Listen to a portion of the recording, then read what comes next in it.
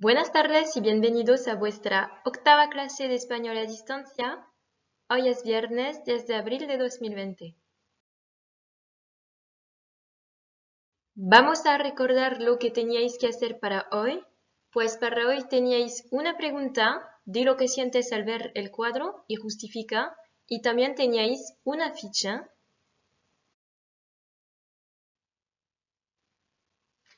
Vamos a comenzar por la corrección de la ficha y después haremos la corrección de la pregunta.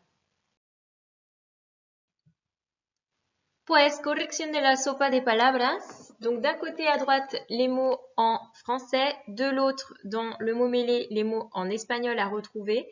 Donc on démarre avec le premier, c'était un taureau. Donc en espagnol ça se dit el toro, ça s'écrit avec deux O et un seul R. Donc c'était sur la deuxième ligne horizontale en bleu.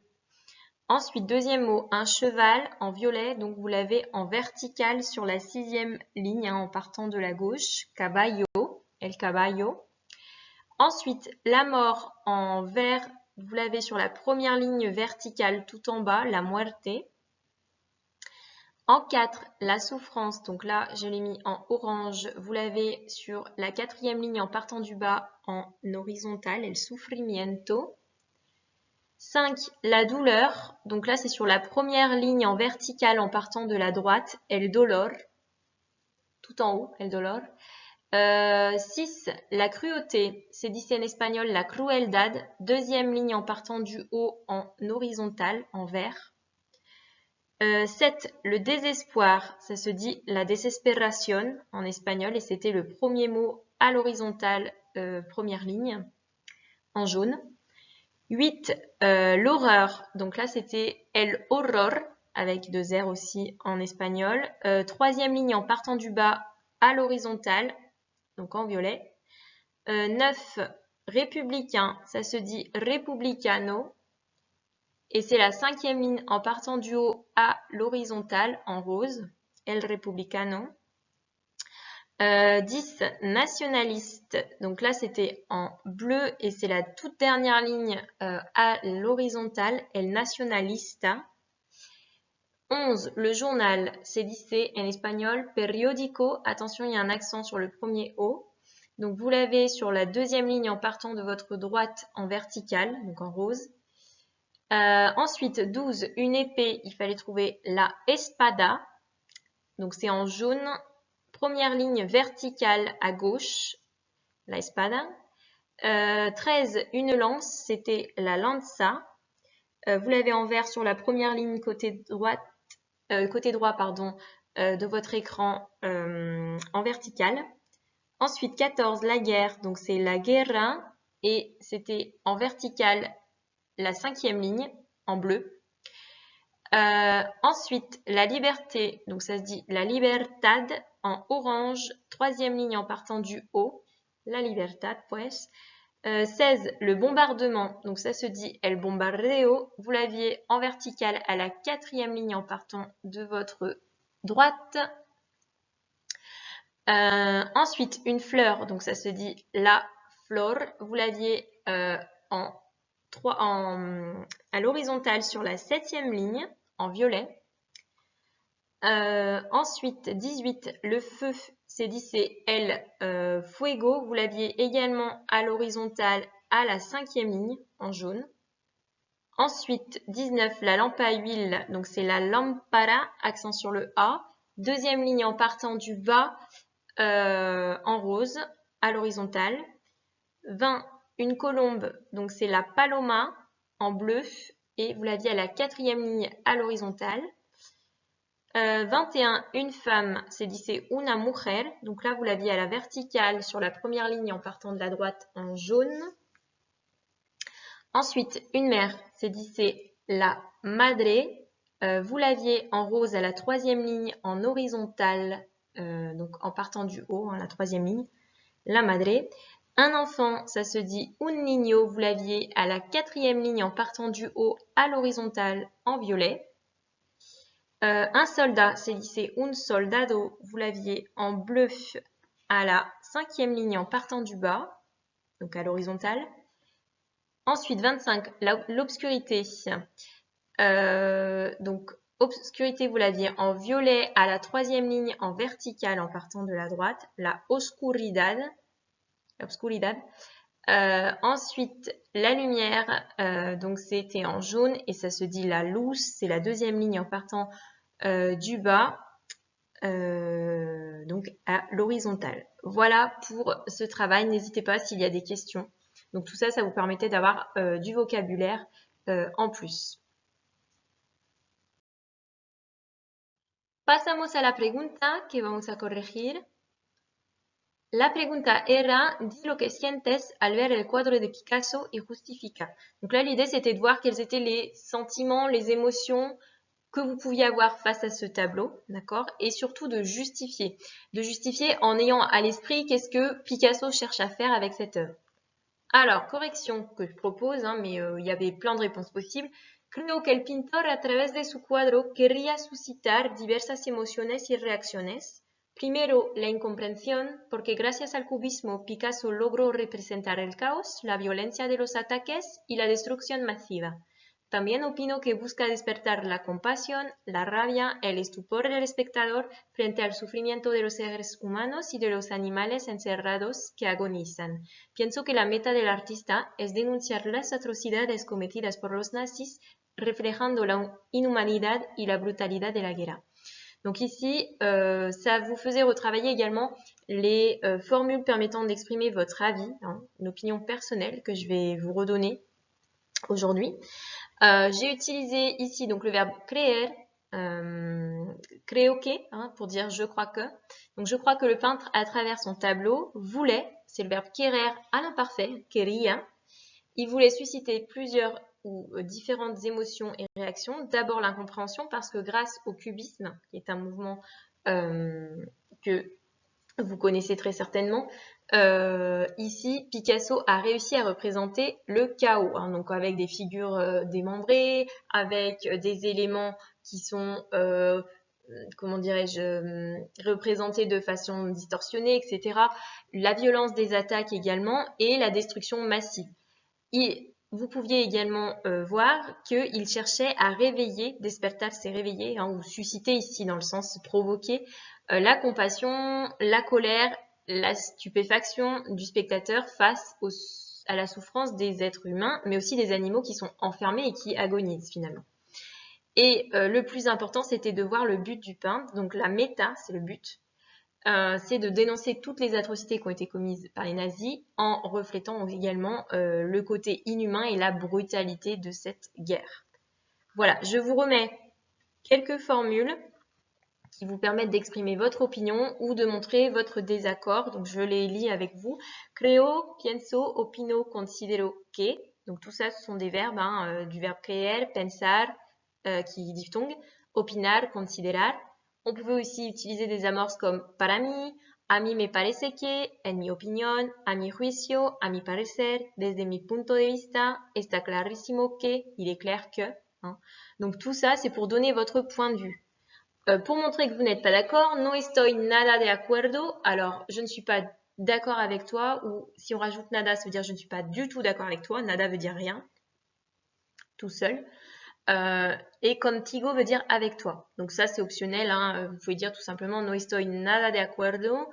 Voilà. Et puis expliquer pourquoi. No comparto tu opinión ou tu punto de vista. Je ne partage pas ton avis ou ton point de vue. No tienes razón.